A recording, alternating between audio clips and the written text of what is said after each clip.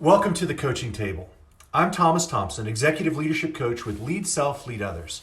And the Coaching Table is a weekly experience I've created to help leaders like you have the conversations that you're not having so we can really get your leadership moving forward. Today's conversation is, how do you guarantee failure? Now, I got to be honest, I hate that title. I'd rather talk about how do you guarantee success. But one of the things I've realized about being a good leader is if you're going to lead other people well, you have to lead yourself well. And to lead yourself well, you have to be self-aware about where you are, where you're headed, and maybe some of these steps we're going to talk about today that could be leading you towards failure. To identify those things and be able to pull out of them, that's good leadership. That's good self-leadership. Now, my mentor's mentor is a guy named Dave Jewett. He wrote a book called Your 1 Degree. Totally amazing book. You need to pick that up and read it. And recently I heard him share about these 7 steps towards failure. And I wanted to share those with you today to see if there was any traction or identification you might have with some of these steps. How do you guarantee failure? Step number 1, Dave says, is you pray without trusting. Now, we all pray all the time, God help me, God do this. But if you're like me, a lot of times my leadership is focused on, in my prayer life, is focused on God, give me the ability to do this. Help me get all of this done. But there's not a point where I'm stopping to identify with this question, God, what is it you're calling me to trust you with? Are there things that I'm asking you to do through me that really I just need to back off and say, I need to trust you with this? And when you don't have that identification, you're not able to identify things that you need to give to God and not have on your plate, it can lead you to step number 2, which is burden bearing. Burden bearing is when we begin to carry things that we're not supposed to carry. Outcomes, other people's choices, things beyond our control. And we begin to carry these things around with our leadership. And when you carry these things around for a long enough season, you move into step 3, which is weariness. It's tiring to carry things you're not supposed to carry. You find yourself getting exhausted, having diminished capacity, beginning to not identify what the right priorities are.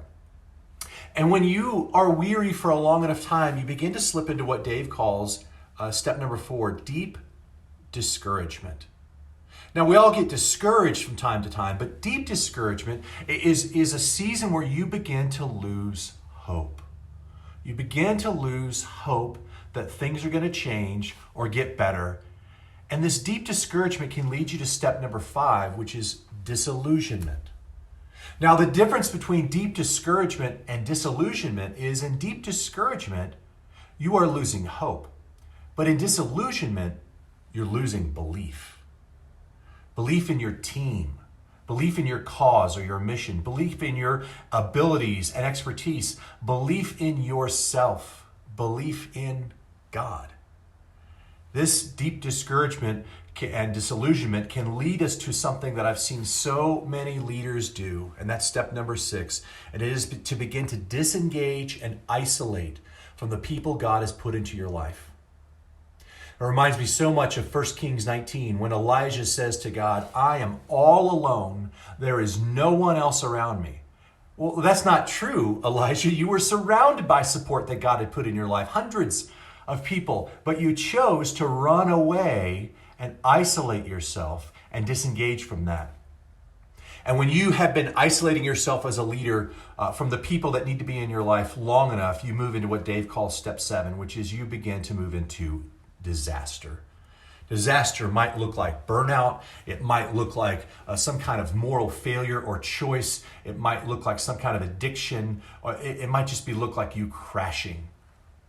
These 7 steps to pray without trusting, to bear burdens you're not supposed to bear, to enter into weariness and then deep discouragement and disillusionment and disengagement and then disaster. These are common to leaders. And if you find yourself in one of these areas today or beginning to head towards one of these, I want to encourage you, you are not alone. You are experiencing what all leaders who've led anything worthwhile have experienced. And God cares about you, and he wants to pull you out of this nosedive before it gets too late. So how do you begin to turn this around? You know, there's a lot to talk about here, but let me just use Dave's question as our coaching table question for this week. God, what is it you're asking me to trust you for? What if you just took some time this week and engaged with that question and then identified some things that you're going to really begin to lean in and trust God for and see if he begins to lift some of that stuff off of your plate?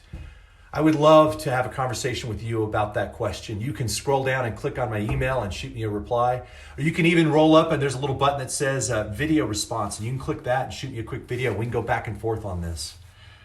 What is it, God, that you're calling me to trust you with in this season? Well, that's our coaching table for this week. I'll be back next week with another conversation that you need to be having to move your leadership forward. And until then, you're always welcome at the coaching table.